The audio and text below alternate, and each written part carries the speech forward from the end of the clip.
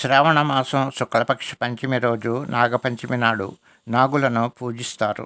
ఈ రోజునే గరుడ పంచమి వ్రతం ఆచరించి గరుత్మంతుని ఆరాధిస్తారు.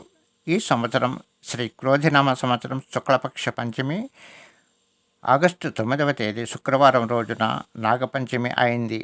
పంచమి తిథి ముందు రోజు అనగా ఆగస్టు 8వ తేదీ గురువారం రాత్రి 9 గంటలకు ప్రారంభమై 9వ తేదీ శుక్రవారం రాత్రి 11 గంటల 53 నిమిషాల వరకు ఉన్నది కనుక 9వ తేదీ శుక్రవారం ఉదయం నాగపంచమి పూజను ఆచరించాలి.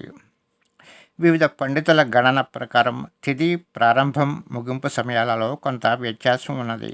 కాబట్టి మీరు అనుసరించే తెలుగు పంచాంగం లేదా క్యాలెండర్లలోని సమయాలను చూసుకోవాలి, లేదా మీకు సమీప దేవాలయంలోని పూజారిని అడిగి తెలుసుకోవాలి. నాగపంచమి పూజను నాగుల చవితి పూజ మాదిరిగానే చేస్తారు. పుట్టలో పాలు పోయడం, చెలిమిడి, నువ్వులు బెల్లంతో చేసిన చెమ్మిలి చేసి నైవేద్యం సమర్పించడం చేస్తారు. మీకు సమీపంలో పాముల పుట్ట అందుబాటులో లేనివారు దేవాలయంలో జంట నాగేంద్రులకు కూడా ఈ పూజ చేయవచ్చును. లేదా వెండితో చేసిన నాగపడికకు ఇంట్లోనే పూజ చేసుకుని ఆ నాగపడికను దేవాలయంలో పూజారికి దానం ఇవ్వవచ్చును.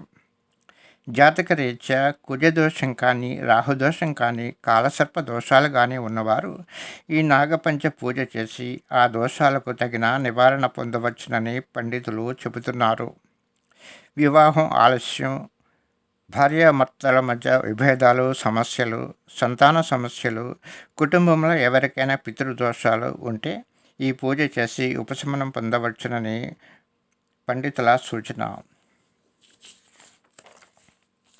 నాగపంచమి నాడు నాగేంద్రుని విధి విధానంగా సంకల్పం చెప్పుకొని ఆవు పాలతో అభిషేకించి అష్టోత్తర శతనామాలతో పూజించాలి, నైవేద్యం సమర్పించాలి. ఇది నాగపంచమి నాడు నాగులను పూజించటం. ఈ రోజునే గరుడ పంచమి వ్రతం కూడా ఆచరిస్తారు. ఈ వ్రతాన్ని వరుసగా 10 సంవత్సరాలు ఆచరించాలి.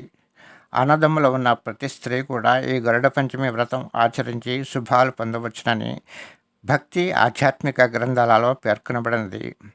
పురాణ కథనం ప్రకారం గరుత్మంతుడు తన తల్లి దాస్య విముక్తి కోసం ఇంద్రలోకం నుండి అమృతం తెచ్చి తన సవతి తల్లికి ఇచ్చిన రోజు కనుక నాగపంచమి పూజతో పాటు ఈరోజు గరుడ పంచమి వ్రతం కూడా ఆచరించడం అనాదిగా పరంపరగా సాగుతోంది.